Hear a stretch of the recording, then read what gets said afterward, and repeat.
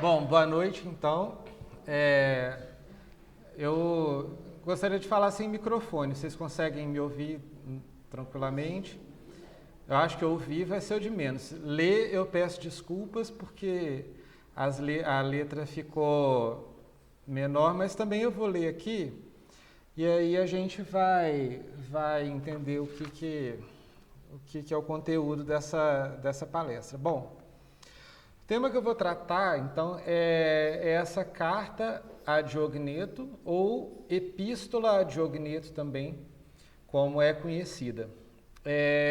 Esse é um texto bastante antigo, lá do início do cristianismo, foi datado do século II, se não parece, 2 ou 3, sei lá.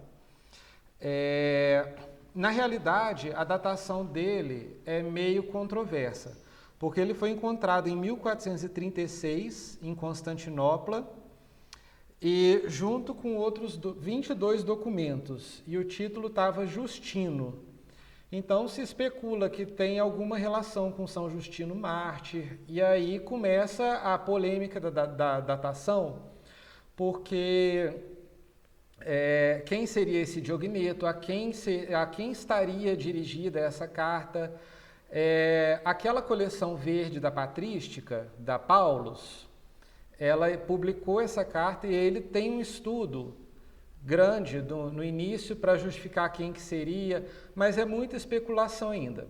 A questão é que esse documento ele fica sumido e ele não é mencionado em nenhum outro documento. Aí em 1436 ele é encontrado e só existe essa cópia, que até já foi destruída, a cópia que foi encontrada num bombardeio na biblioteca que ele estava. Mas aí já estava circulando, enfim, já estava sendo reproduzido.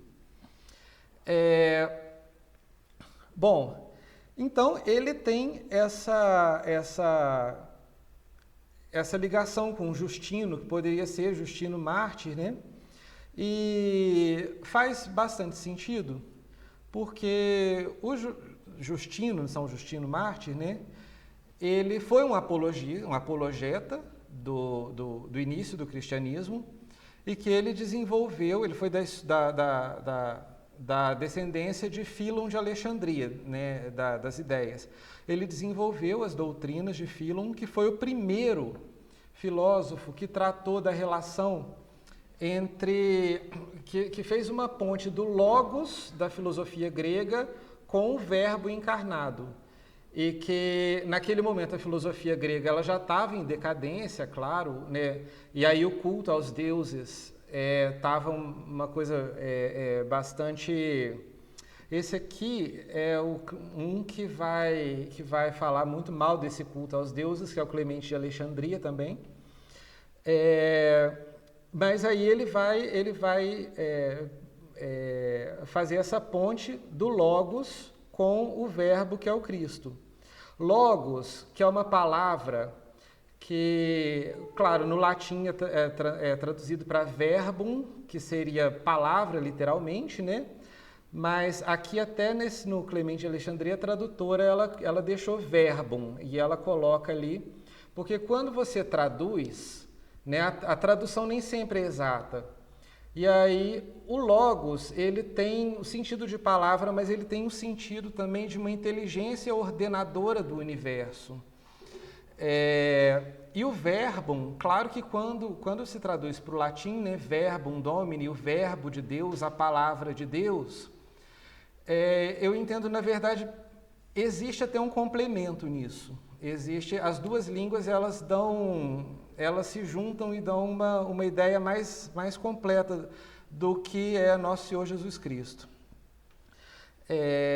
E aí, o São Justino, então, ele vai falar das sementes do Logos, né, graças às quais a gente pode conhecer verdades parciais, e aí, com a revelação de Cristo, a encarnação e morte, ressurreição e a doutrina de Nosso Senhor, nós podemos então conhecer a verdade completa. Só que a carta provavelmente não é de São Justino Mártir. Bom, aí a gente vai entrar aqui o que é mais basicamente essa carta.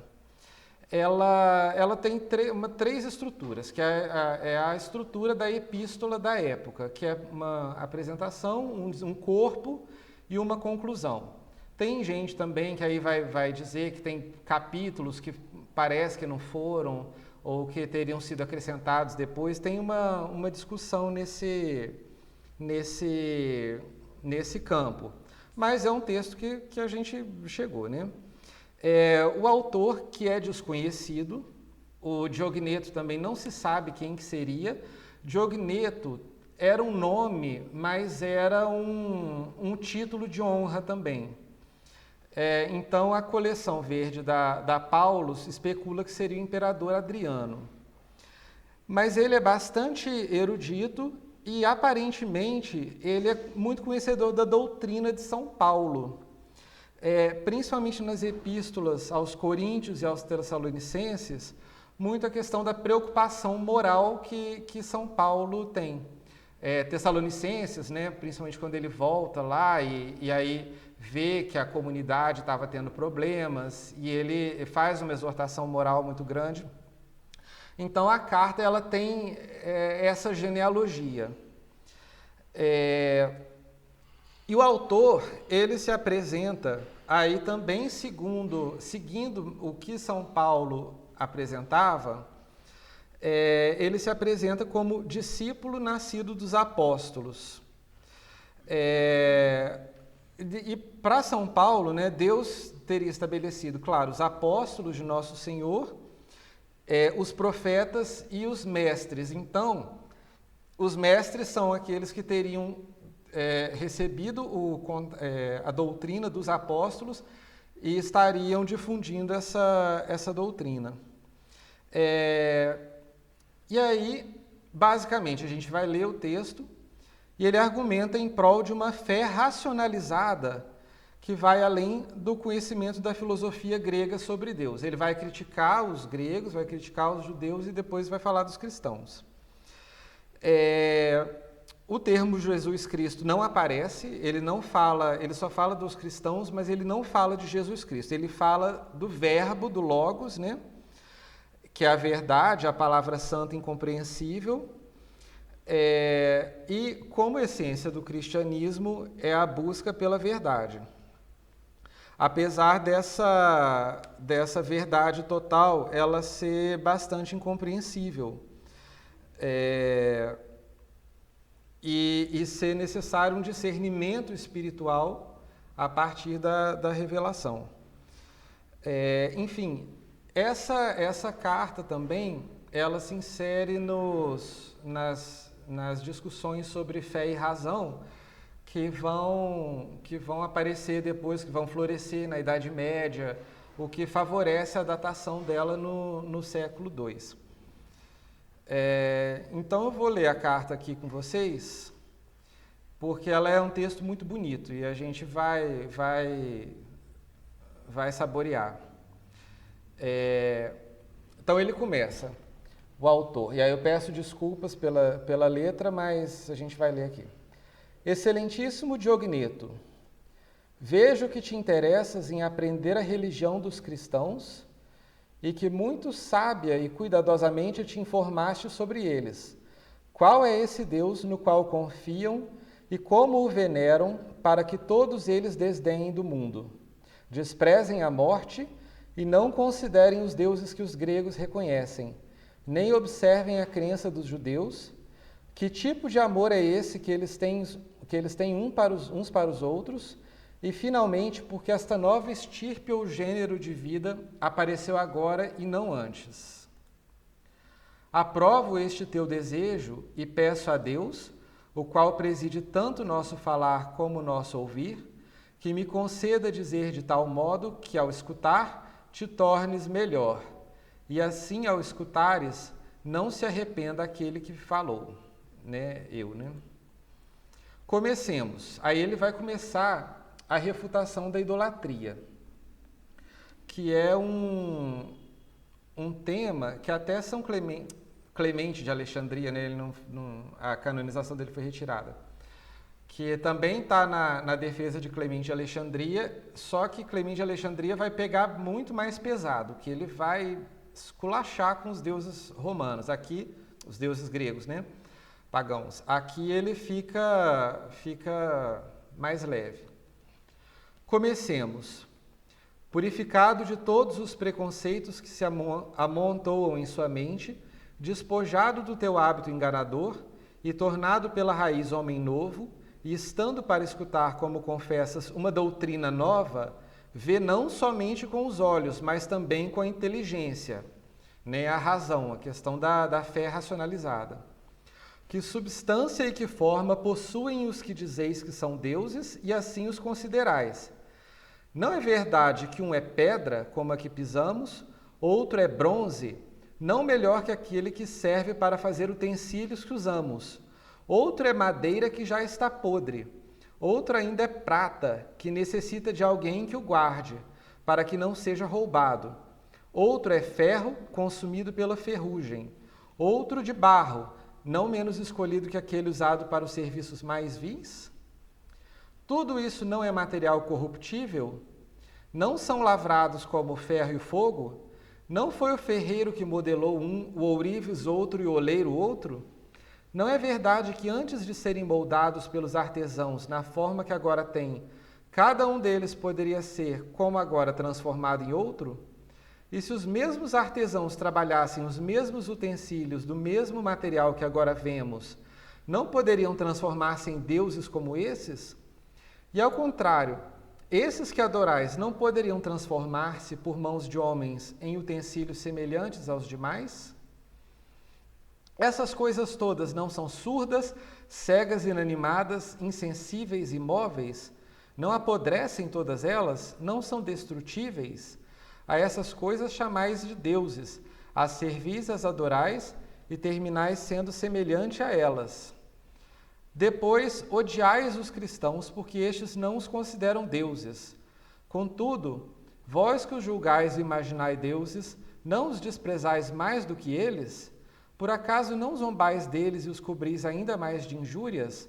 Vós que venerais deuses de pedra e de barro, sem ninguém que os guarde, enquanto fechais a chave durante a noite aqueles feitos de prata e de ouro, e de dia colocais guardas para que não sejam roubados?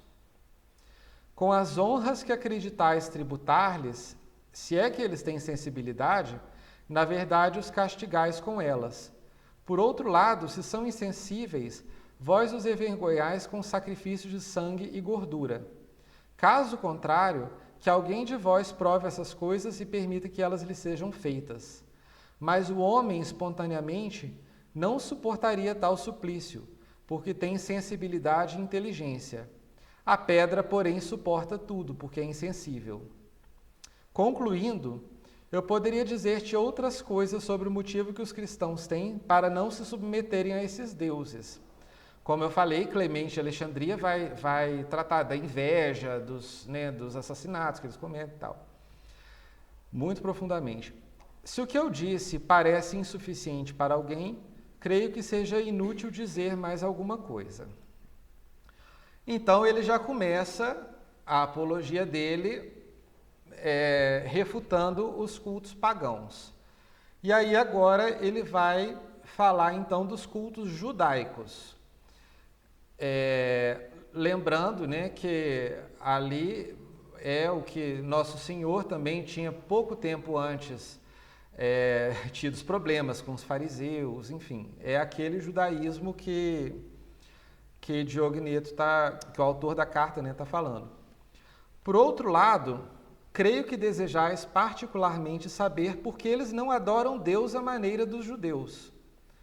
Os judeus têm razão quando rejeitam a idolatria de que falamos antes e prestam culto a um só Deus, considerando o Senhor do universo. Contudo, erram quando lhe prestam um culto semelhante ao dos pagãos. Assim como os gregos demonstram idiotice, sacrificando as coisas insensíveis e surdas, eles também, pensando em oferecer coisas a Deus, como se ele tivesse necessidade delas, o ele está em minúsculo, né? Realizam algo que é parecido à loucura e não um ato de culto.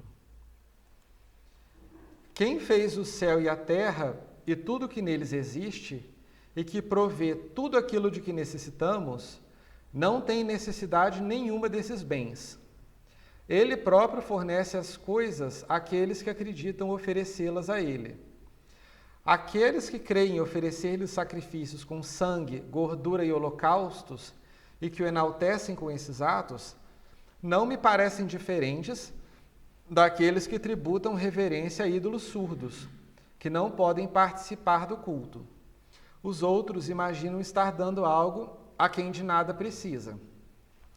Aqui o autor parece, ele não desenvolve muito a questão que, enfim, eu acho que depois vai ser trabalhada, né, de que os sacrifícios judaicos, eles seriam uma antecipação do sacrifício de Nosso Senhor, né? E aí, o ritualismo judaico. Não creio que tenhas necessidade de que eu te informe sobre o escrúpulo deles a respeito de certos alimentos, a sua superstição sobre os sábados.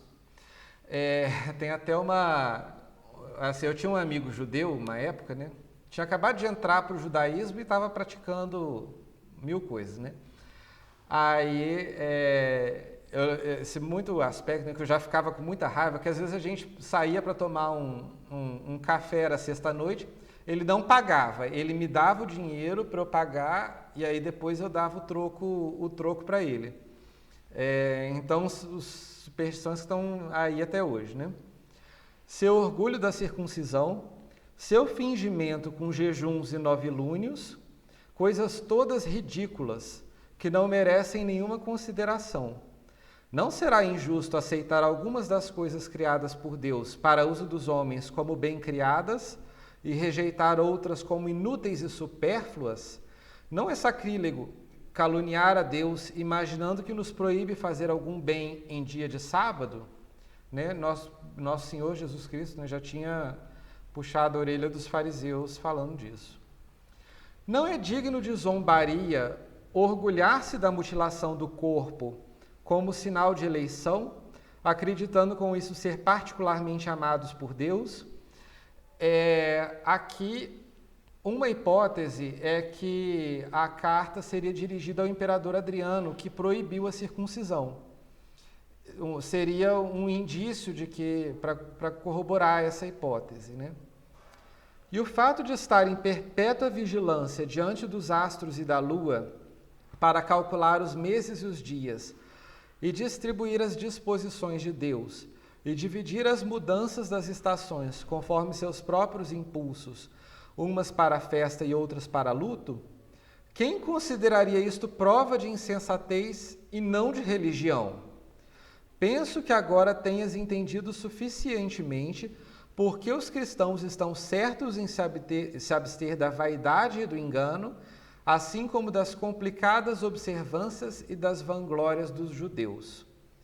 Não creias poder aprender do homem o mistério de sua própria religião. Então ele acabou com os pagãos, aí já falou dos judeus e agora vai falar dos cristãos.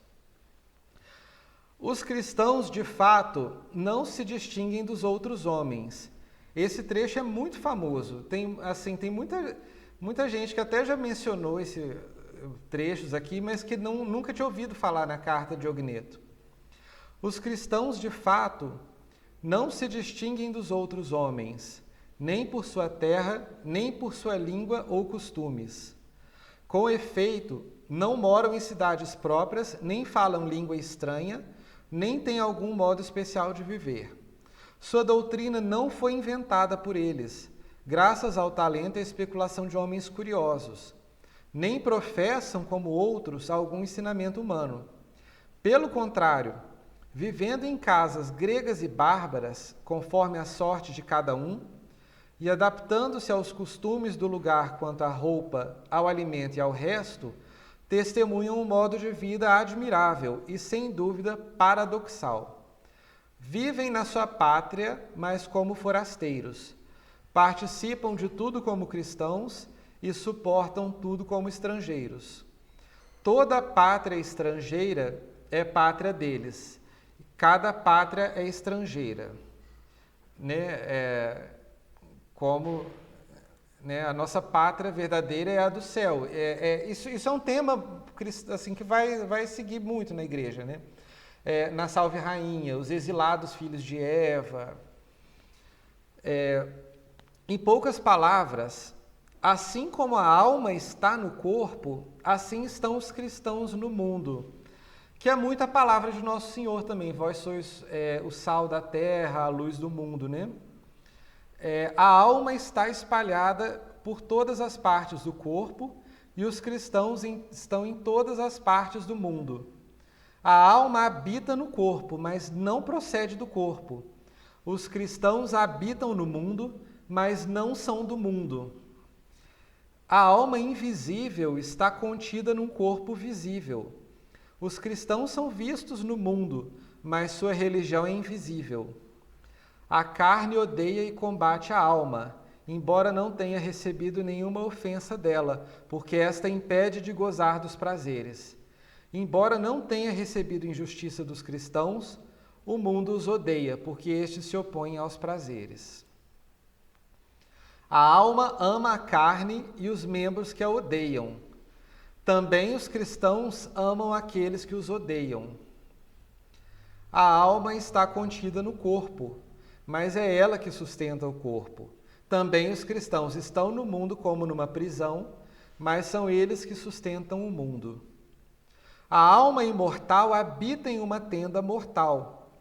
Também os cristãos habitam como estrangeiros em moradas que se corrompem, esperando a incorruptibilidade nos céus. Maltratada em comidas e bebidas, a alma torna-se melhor, né? Os jejuns, as abstinências que a gente faz. Também os cristãos maltratados a cada dia mais se multiplicam, que é, né, o sangue dos cristãos é a semente dos mártires, né? Que é, quem que falou isso, Márcio? Quem que fala? Agora esqueci. Que é um dos padres antigos, né? Tal é o posto que Deus lhes determinou, e não lhes é lícito dela deserdar. De fato, como a origem divina do cristianismo, essa divisão dos capítulos, ela foi feita depois. De fato, como já disse, não é uma invenção humana que lhes foi transmitida, nem julgam digno observar com tanto cuidado um pensamento mortal, nem se lhes confiou a administração de mistérios humanos. Ao contrário, aquele que é verdadeiramente Senhor e Criador de tudo, o Deus invisível, Ele próprio fez descer do céu para o meio dos homens a verdade, a palavra, ou seja, o verbo, o logos, né? Santa e incompreensível, e a colocou em seus corações. Então, é a exortação para a adesão a uma fé racionalizada. O que ele quer que o Diogneto se convença, também tem, né, aquele ditado, né, que as palavras convencem, mas os exemplos arrastam, né? Então, o que ele está buscando aqui é que o Diogneto se converta pelas duas vias, né? Tanto a argumentação racional quanto o que ele está o testemunho dos cristãos. Enviou-o para chamar e não para castigar. Enviou-o finalmente para amar e não para julgar. Ele o enviará para julgar, e quem poderá suportar sua presença? Não vês como os cristãos são jogados às feras para que reneguem o Senhor e não se deixam vencer? Não vês como quanto mais são castigados com a morte, tanto mais outros se multiplicam? Isso não parece obra humana. Isso pertence ao poder de Deus e prova a sua presença. A encarnação. Quem de todos os homens sabia o que é Deus, antes que ele próprio viesse? Quererás aceitar os discursos vazios e estúpidos dos filósofos, que por certo são dignos de toda fé?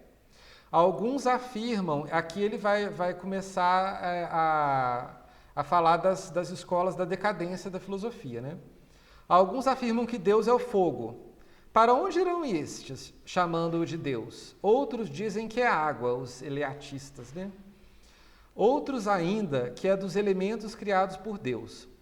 Não há dúvida de que se alguma dessas afirmações é aceitável, poderíamos também afirmar que cada uma de todas as criaturas igualmente manifesta Deus, né? Se é o fogo, se é a água. Mas todas essas coisas são charlatanices e invenções de charlatões. Nenhum homem viu, nem conheceu a Deus, mas Ele próprio se revelou a nós. Revelou-se mediante a fé, unicamente pela qual é concedido ver a Deus. Deus, Senhor e Criador do universo, que fez todas as coisas e as estabeleceu em ordem, não só se mostrou amigo dos homens, mas também paciente. Ele sempre foi assim, continua sendo e o será, clemente, bom, manso e verdadeiro. Somente Ele é bom. Tendo concebido grande e inefável projeto, Ele o comunicou somente ao Filho. Enquanto o mantinha no mistério e guardava sua sábia vontade, parecia que não cuidava de nós, não pensava em nós. Todavia, quando por meio de seu Filho amado, revelou e manifestou o que tinha estabelecido desde o princípio, concedeu-nos junto todas as coisas, não só participar de seus benefícios, mas ver e compreender que nenhum de nós teria jamais esperado. Que é um tema também que sempre deixou claro, né? É muito difícil a gente entender por que Deus demorou tanto para a revelação cristã. E a gente lê o Antigo Testamento, aquelas passagens todas, aquelas confusões todas e tudo mais, e na nossa limitação humana a gente tem essa angústia, né? Então aqui fica uma explicação, por mais que a gente não entenda, óbvio, né? Mas Deus quis mostrar para nós o máximo que a gente é capaz de chegar sem a revelação que Ele tinha preparado desde a eternidade. Quando Deus dispôs tudo em si mesmo, juntamente com seu Filho, no tempo passado, Ele permitiu que nós, conforme a nossa vontade, nos deixássemos arrastar por nossos impulsos desordenados, levados por prazeres e concupiscências. Ele não se comprazia com os nossos pecados, mas também os suportava. Também não aprovava aquele tempo de injustiça, mas preparava o tempo atual de justiça, para que nos convencêssemos de que naquele tempo, por causa de nossas obras, éramos indignos da vida, e agora só pela bondade de Deus somos dignos dela. Também para que ficasse claro que por nossas forças era impossível entrar no reino de Deus, e que somente pelo seu poder nos tornamos capazes disso. Quando a nossa injustiça chegou ao máximo e ficou claro que a única retribuição que poderiam esperar era castigo e morte, chegou o tempo que Deus estabelecera para manifestar a sua bondade e o seu poder. E veio a encarnação, né? Ó imensa bondade e amor de Deus! Ele não nos odiou, não nos rejeitou, nem guardou ressentimento contra nós. Pelo contrário, mostrou-se paciente e nos suportou. Com misericórdia tomou para si os nossos pecados e enviou o seu Filho para nos resgatar, o santo pelos ímpios, o inocente pelos maus, o justo pelos injustos, o incorruptível pelos corruptíveis, o imortal pelos mortais. De fato, que outra coisa poderia cobrir nossos pecados, senão a sua justiça? Por meio de quem poderíamos ter sido justificados nós, injustos e ímpios, a não ser unicamente pelo Filho de Deus? É claro, se a doutrina também, né, que Deus sendo perfeito, a nossa ofensa, nós não temos méritos para resgatar a ofensa que nós fizemos a Deus. Então, só Deus assumindo, só quem tivesse uma natureza humana e divina ao mesmo tempo, poderia expiar os nossos pecados, né? Ó doce troca, ó obra insondável, ó inesperados benefícios! A injustiça de muitos é reparada por um só justo, e a justiça de um só torna justos muitos outros. Ele antes nos convenceu da impotência da nossa natureza para ter a vida. Agora mostra-nos o Salvador, capaz de salvar até mesmo o impossível. Com essas duas coisas, ele quis que confiássemos na sua bondade e considerássemos nosso sustentador. Pai, mestre, conselheiro, médico, inteligência, luz, homem, glória, força, vida, sem preocupações com a roupa e o alimento. E agora, o capítulo 10, agora vai começar uma parte da carta, que já está indo para o final, que tem pelo que eu entendi, existe uma discussão quanto à autenticidade, a essência da nova religião. Se também desejas alcançar esta fé, primeiro deves obter o conhecimento do Pai. Deus, com efeito, amou os homens, para eles criou o mundo e a eles submeteu todas as coisas que estão na terra. Deu-lhes a palavra e a razão, e só a eles permitiu contemplá-lo. Formou-os à sua imagem, enviou-lhes o seu Filho unigênito, anunciou-lhes o reino do céu, e o dará àqueles que o tiverem amado. Depois de conhecê-lo, tens ideia da alegria com que será preenchido? Como não amarás aquele que tanto te amou? Amando-o, tu te tornarás imitador da sua bondade. Os frutos, né? Como que o cristão, ele já está falando dos cristãos, e agora, né, que a promessa que ele, o destinatário da carta, vai ter. Não te maravilhes de que um homem possa se tornar imitador de Deus. Se Deus quiser, o homem poderá. A felicidade não está em oprimir o próximo, ou em querer estar por cima dos mais fracos, ou enriquecer-se e praticar violência contra os inferiores. Deste modo, ninguém pode imitar a Deus, pois tudo isso está longe de sua grandeza. Todavia, quem toma para si o peso do próximo, e naquilo que é superior procura beneficiar o inferior, aquele que dá aos necessitados o que recebeu de Deus, é como Deus para os que receberam de sua mão, é imitador de Deus. Então, ainda estando na terra, contemplarás, porque Deus reina nos céus. Aí começarás a falar dos mistérios de Deus, amarás e admirarás os que são castigados por não querer negar a Deus. Condenarás o erro e o engano do mundo, quando realmente conheceres a vida do céu, quando desprezares esta vida que aqui parece morte e temeres a morte verdadeira, a morte da alma, né? Reservada àqueles que estão condenados ao fogo eterno, que atormentará até o fim aqueles que lhes forem entregues. Se conheceres este fogo, ficarás admirado, e chamarás de felizes aqueles que com justiça suportaram o fogo passageiro. Não falo de coisas estranhas, nem busco coisas absurdas.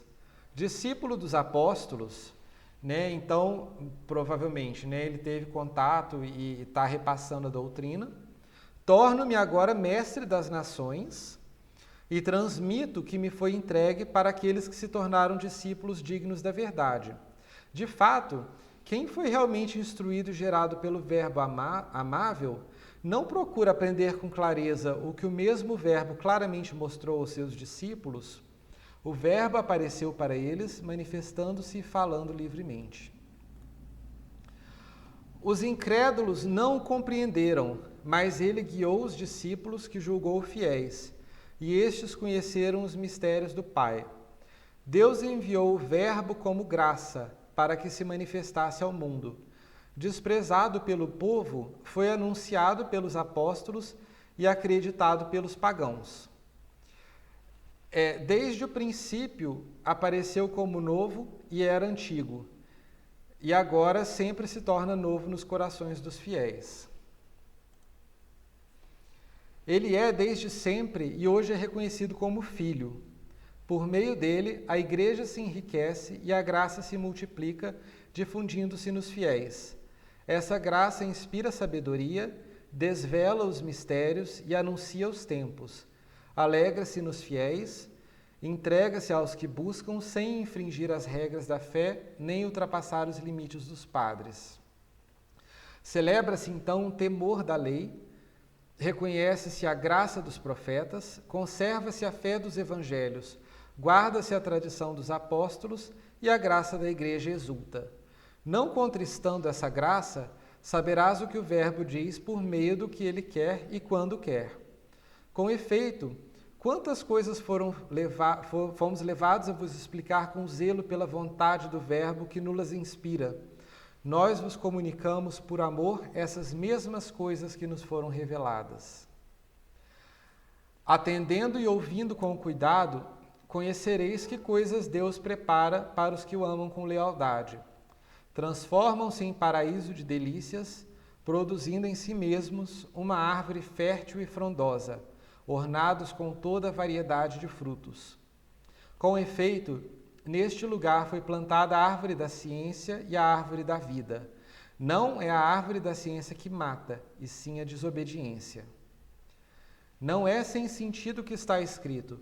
No princípio, Deus plantou a árvore da ciência da vida no meio do paraíso, indicando assim a vida por meio da ciência.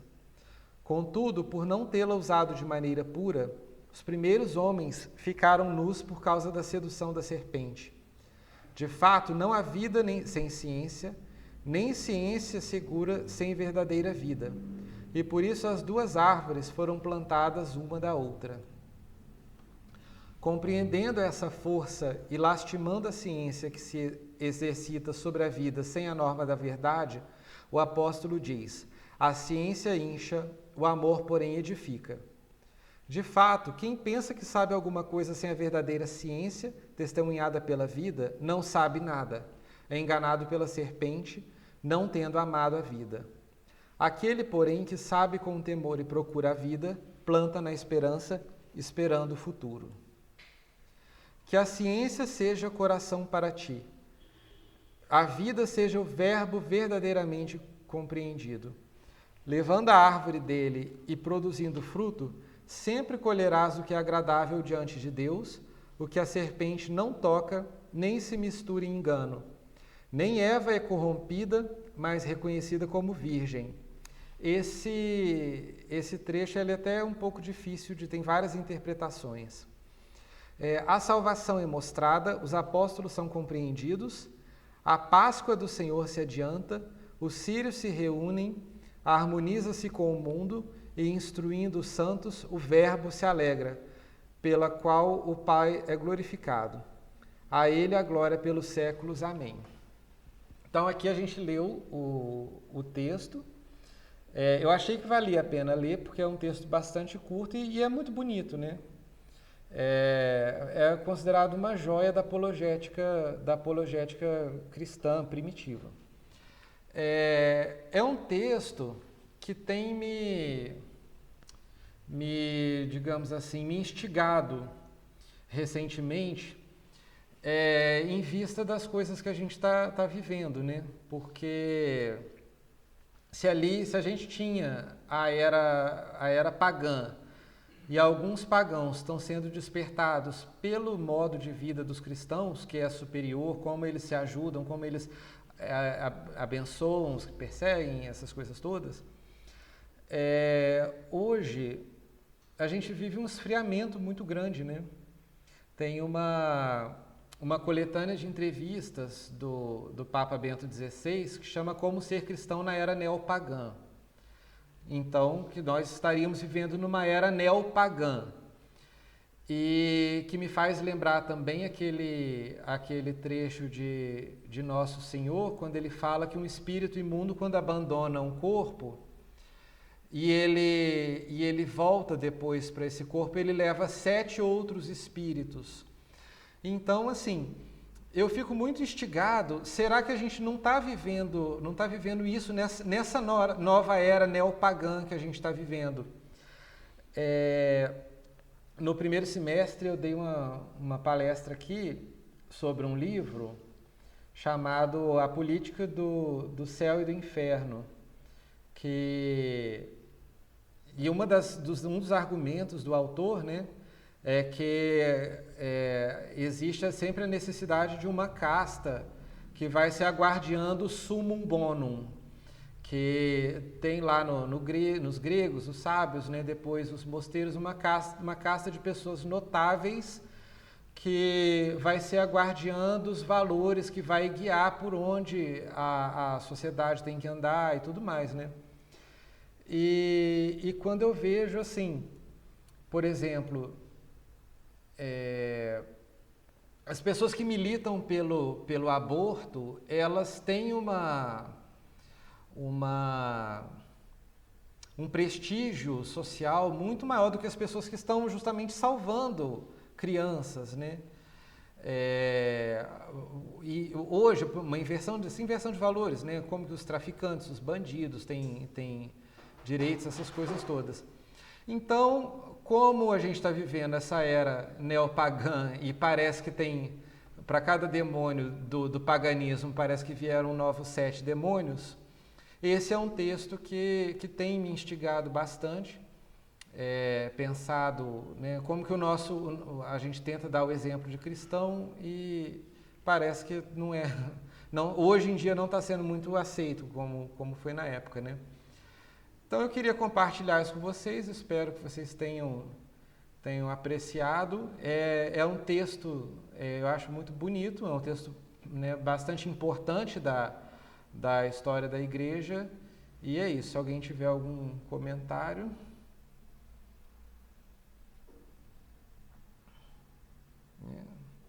E lembrando só uma coisa que eu queria falar também, é que parece que a própria igreja, ela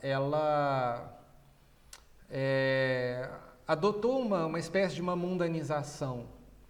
É uma coisa que é debatida isso, né? E o próprio Papa Bento XVI, ele aceita que a partir do Concílio Vaticano II, de fato, o esforço da igreja, ele é feito mais no sentido de identificar as sementes do cristianismo no mundo, na sociedade fora da igreja, né? Ao passo que o esforço da igreja anterior teria sido justamente o de separar, o de delimitar.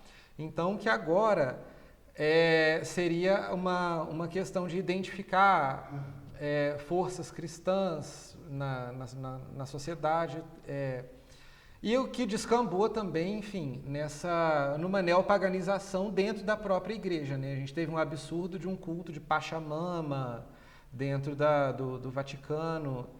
Então, que é mais uma situação que me evoca o texto que a gente leu, né? Porque foi tão difícil separar do paganismo, né? E agora o que a gente ganha com isso, né? Bom, mas é isso então. Agradeço. Espero ter acrescentado alguma coisa para vocês.